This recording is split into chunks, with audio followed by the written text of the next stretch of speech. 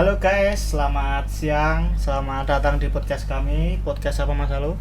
Podcast Disputer, diskusi seputar dunia digital dan media. Sebelum itu sebelum masuk pembahasan kita perkenalan dulu gak sih? boleh Mas Halo. Kenapa kaku gitu ya? Sebelumnya perkenalan dari aku dulu boleh nggak ini? Boleh, dari Mas Halo aja dulu. Halo, perkenalkan, nama saya Aldino Arrahman, biasa dipanggil Alo. Saya dengan NIM 227. Saya Raditya Dwi Karisa, biasa dipanggil Dwiki, dari NIM 228. Saya Azhara Nabila Turlantoro, biasa dipanggil Jara dengan NIM 206. Saya Balkisya Pramadiani dengan NIM 216, biasa dipanggil dengan Balkis. Ya, ada juga teman kami yang jadi kameramen dan editor kita. Silahkan masuk frame. Teman-teman, Perkenalkan dirinya. Seru banget nih. serba dong. Lalu perkenalkan, nama saya Rajendra Putra Setia Pradana dengan NIM 211, asal saya Yogyakarta. Biasa dipanggil siapa biasanya? Gembul. Halo, perkenalkan, nama saya Vanessa Tita Hawis Prabowani, NIM 225. Dari mana nih Mbak Tita? Dari Boyolali. Asik. Dari tadi kalau saya. Boyolali kota susu ya Mas Halo. Kota susu ya? Oh. Ya. Iya dong, Boyolali itu terkenal susunya. Oh iya. Benar-benar tanya Mbak Tita. BTW benar kan? di siang hari ini tuh kita ada di mana sih? Kita siang ini berada di Crash. Kita rekaman di Crash. Tujuan kita rekaman buat apa sih sebenarnya? Tujuan kita rekaman untuk memenuhi tugas UAS, dasar-dasar broadcasting. Oh gitu. Terus podcast kita ini bahas apa sih?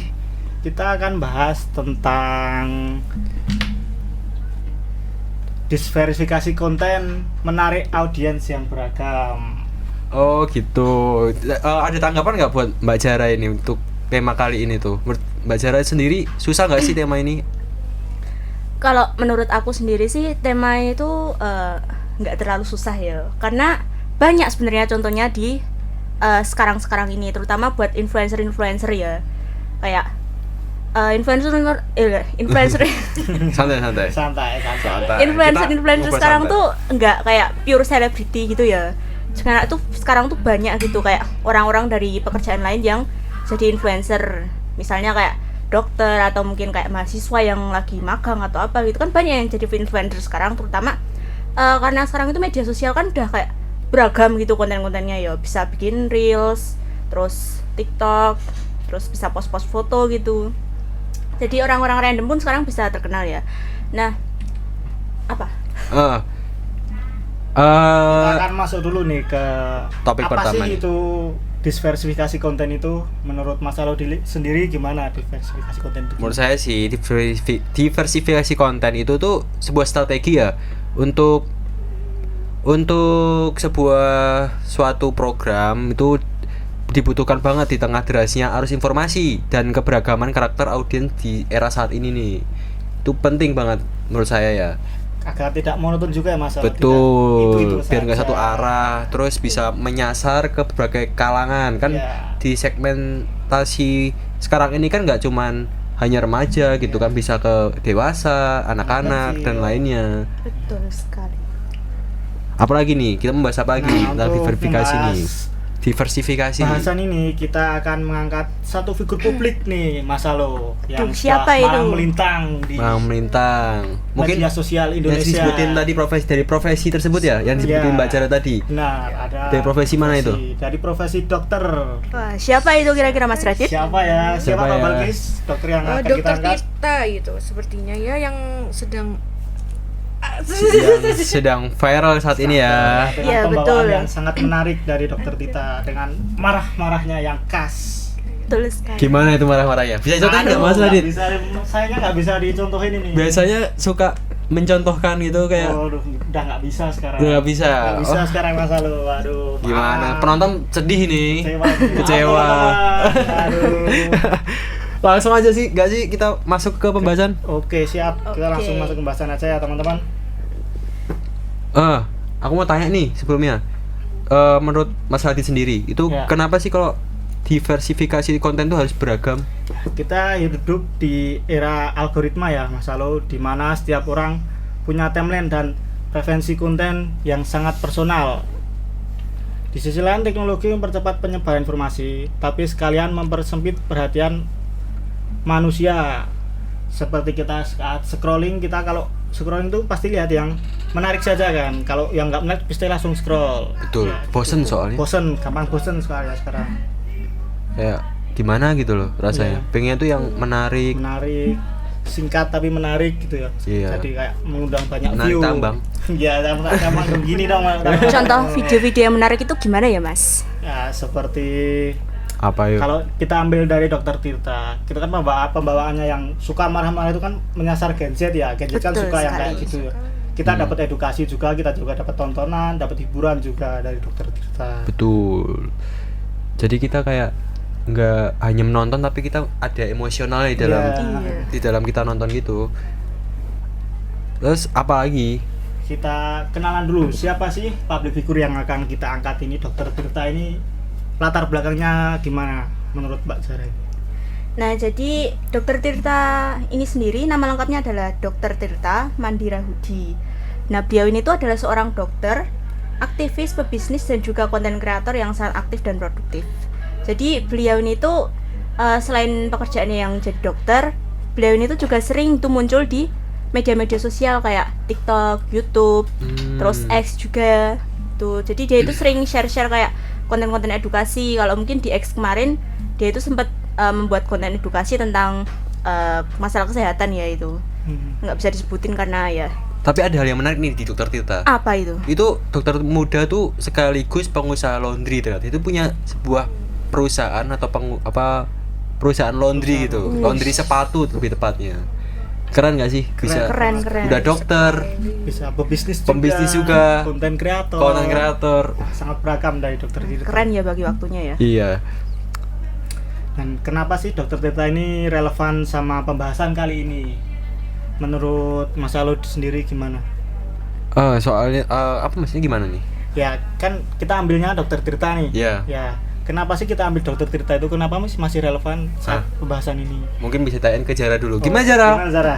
Oke, Zara. Nah, jadi dokter seperti yang udah aku sebutin tadi ya, Dokter Tirta ini kan selain dia sebagai dokter, dia kan juga konten kreator, pebisnis, terus aktivis juga. Nah, jadi Dokter Tirta ini tuh belakangan ini tuh lagi terkenal banget karena dia itu sering masuk ke podcast terus ke TikTok juga.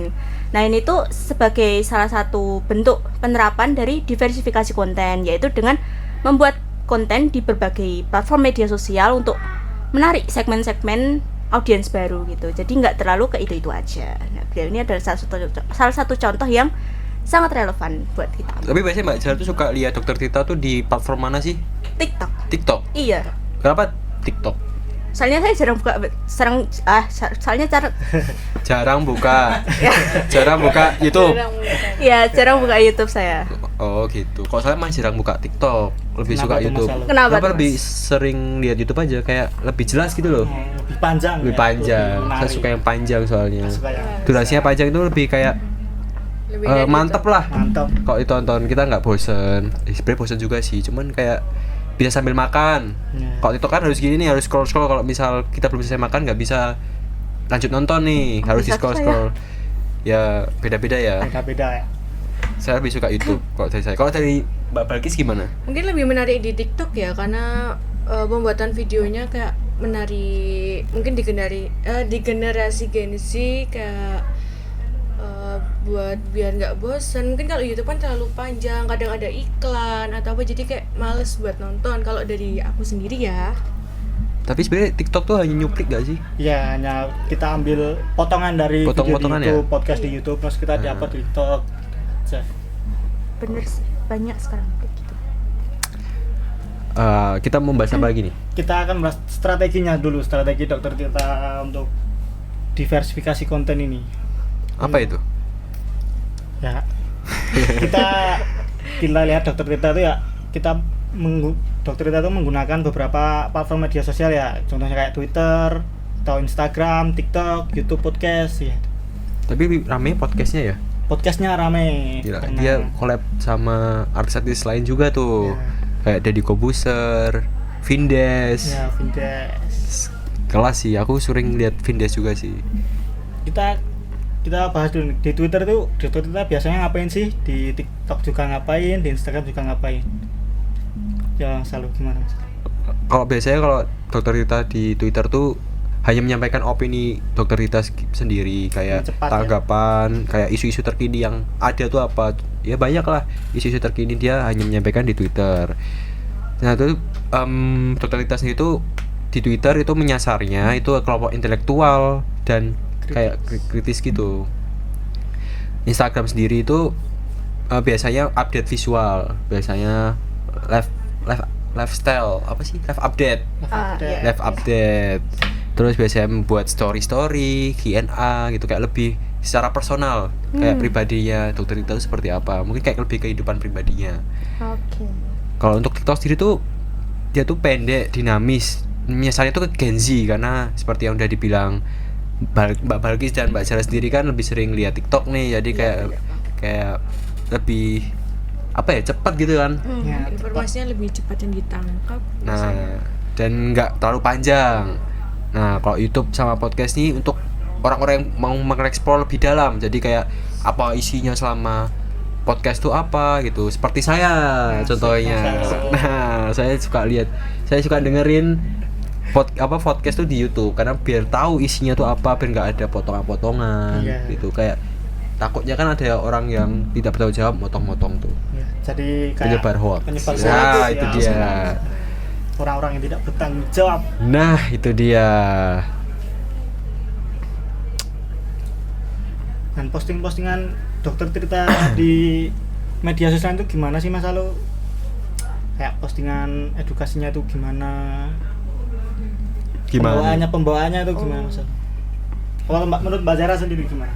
Kalau menurut saya sendiri ya, pembawaannya Dokter Tirta di platform-platform itu berbeda-beda ya. Kayak misalnya Setuju. kalau di podcast di YouTube gitu ya, dia tuh sering membawakan konten edukasinya tuh dengan nada yang agak kasar, dengan kata-kata yang sangat frontal gitu ya bahasanya. Betul. Nah, tapi ini tuh jadi daya tarik tersendiri gitu, karena kan Gen Z, terutama kan Dokter Tirta juga menyasar Gen Z ya untuk utamanya.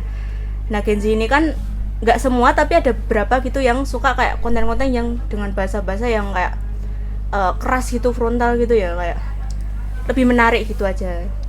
Terus kalau di Twitter sendiri Dokter Tirta itu kadang-kadang masih pakai bahasa-bahasa yang frontal, kasar gitu, tapi kayak enggak. Lebih kritis gak tapi kayak Iya, lebih kritis daripada lebih waktu di ketujuh podcast. gitu loh. Betul. Jadi lebih kayak mengkritisi apa yang sedang ada, isu-isu terkini. Iya. Kasusnya ini ke tantangan nih. Ya, Sebelum apa? sebelum penutupan ini, sebelum kita membahas yang lain lagi, kita masuk ke tantangan terlebih tantangan dahulu. dari diversifikasi konten. yang dilakukan oleh Dokter Tirta. Ini yang pertama apa ya Mbak Balkis? Yang pertama ada resiko kehilangan fokus. Nah itu dimana kalau audiens tidak hati-hati atau bingung, itu kayak orang misalnya kontenmu itu apa, isinya apa, terus tapi dari kasus yang kita angkat Dokter Tirta itu dia berhasil menjaga benang merah, kayak saya ingin mendidik dan menyuarakan kebenaran saya gitu. Yang kedua, Yang Mbak kedua, Zara, Mbak Zara, silakan. Yang kedua itu ada kritik dan polarisasi. Nah, berarti ini tuh dengan makin luasnya audiens, jadi makin tinggi pula peluang untuk diserang atau disalahpahami. Nah, ini tuh tertuju ke yang sempat saya sebutin tadi tentang penggunaan kata frontal ya. Nah, itu kan kayak nggak semua bisa masuk ke preferensi dari audiens-audiens yang lainnya gitu. Jadi kadang-kadang tuh Dokter Tirta ya sering dikritik juga buat penggunaan bahasanya, kayak kenapa kok frontal banget, kenapa kok kasar banget ya, padahal itu tuh adalah salah satu daya tarik tersendiri gitu. Iya, personal brandingnya Dokter Tirta. Iya, Betul sekali, Sebagai ciri khasnya Dokter Tirta. Ya. Selanjutnya Mas Alo, Nah, silakan. ini yang tuh tantangan paling penting sebenarnya, kayak bener-bener paling penting dari yang paling penting gitu loh. Itu soal manajemen waktu sama energi yang dikeluarkan. Itu penting karena untuk mengelola banyak platform itu tuh butuh manajemen waktu yang pas, nggak asal. Karena kalau kita asal memanage waktu itu pasti bakal keteteran di semuanya. Iya. Nah, itu yang paling penting di tantangan tersebut. Nah, konten sama interaksi publik bukan hal yang mudah buat kita kelola. Butuh tim, sistem, dan strategi distribusi konten yang jelas. Nah, kita apa sih yang bisa dipelajari dari Dokter Tirta ini, yang dari kasus yang dapat kita ambil ini? Apa sih pembelajaran yang dapat kita ambil? Kok dari Mas Radit sendiri gimana? Apa aja sih yang bisa kita pelajari dari Dokter Tirta sendiri tuh? Ya, untuk yang pertama ya, kenali audiens dan tempat mereka berada. Biasanya kan setiap platform itu beda-beda. Di TikTok ini menyasar seperti Gen Z. Kalau profesional ada di LinkedIn, dan kritis tuh dia banyak banget yang kritis itu ya berada di X. Twitter ya? Ya Twitter kan dulu. Yang kedua Mbak Zara, Mama Zara. Yang kedua itu jangan takut bereksperimen, jadi tetap punya nilai inti. Nah ini jadi ya sama seperti yang udah disebutin tadi kan, Dokter Tirta itu konten-kontennya itu kadang-kadang dengan bahasa yang frontal itu kan jadi kayak ada humor gitu ya. Nah humor yang dipadukan dengan edukasi ini tuh jadi salah satu eksperimen buat dia itu. Perpaduan jadi- yang pas ya Mas. Betul, jadi nggak melulu kalau kita edukasi itu harus formal gitu, Betul, enggak. betul. Kita tuh bisa ngasih edukasi tapi dengan bumbu-bumbu humor gitu, jadi nggak terlalu boring gitu. Berarti sama kayak yang bisa kita pelajari selanjutnya ini konsisten. Nah betul, Konsisten itu bukan berarti kita harus kaku nih. ya. Jadi Dokter Tirta ini tetap jadi dokter walaupun dia bisa membaur ke semua ranah sosial, budaya sampai bisnis seperti bisnis laundry sepatu. Itu kayak dia bisa berbaur walaupun dia tetap konsisten pekerjaan dia tuh Profesi utamanya dokter. dokter. Tepat sekali. Terus yang terakhir nih. nih Mbak Balkis. Apa ini? Untuk yang terakhir, buat konten yang bisa menghubungkan nilai pribadi dengan isu publik. Nah, di sini penjelasannya itu adalah semakin relevan kontenmu, maka realitas sehari-hari audiens makin berpeluang untuk didengar. Selain Dokter Tirta nih, siapa sih public figure yang juga dapat kita angkat kasusnya seperti Dokter Tirta? Banyak sih sebenarnya kalau public figure ya. Ya yang paling terkenal menurut saya ya itu Vindes sih. Vindes. Setuju gak? Vindes itu siapa ya Mas? Vincent dan Desta. Selain Vindes juga ada Trans ya, Raffi Ahmad gitu. Itu menyasar di berbagai platform juga. Bidang juga dari bisnis, olahraga, Iya sih benar. Udah lengkap ya kalau yang via itu TV, Mas. Itu udah YouTube gede juga, banget. udah gede tuh kalau Trans. Udah TikTok. Tapi sayangnya Twitter juga ya. Twitter aku belum tahu kalau Twitter. Kurang tahu ya kita ya. Kalau saya sendiri lihatnya dari Twitter tuh jarang sih. Jarang ya. Kurang ya di Twitter, lebih ke YouTube ya. Iya, Kalau YouTube. Lebih ke menghibur. YouTube. YouTube. Tuh. Ya, teman-teman kita sudah sampai di penghujung pembahasan kita nih. Coba jelas sama halo. Yang bisa kita simpulkan ya di simpulkan. pembahasan kali ini tuh diversifikasi konten itu bukan hanya soal variasi, tapi soal relevansi, empati, dan keberanian untuk menjangkau lebih banyak orang dengan pendekatan yang bermakna. Nah, Dokter Tirta sendiri itu adalah contoh konkret bagaimana salah satu figur bisa punya wajah, bisa punya banyak wajah, namun tetap membawa satu suara yang kuat dan dapat dipercaya. Itu yang dapat kita simpulkan hari ini. Sebagai contoh kan Dokter Tirta nih, dari Rans kan juga. Rans juga itu udah besar sekali ya, Rans itu udah menyasar dari segala platform juga. Dari Segala mulai bidang juga. apa dia? Raffi itu dari apa namanya?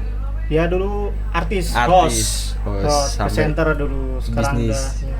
udah ya, Betul. malah melintang jadi host. Kali host tuh bisa puluhan juta ya Mas Alu ya. Sekali manggung host. Gak tahu juga ya. Saya belum pernah jadi host. Mungkin suatu saat nanti. Amin. Amin. Ya udah. Terima kasih teman-teman sudah menonton podcast kami dari podcast apa tadi Mas Alu? Diskusi seputar Dunia digital dan Dan media. media. See you. See you. See you guys. Apa nih mau pada nih? Setelah perkenalan. Perkenalan. Tempatnya di mana ya?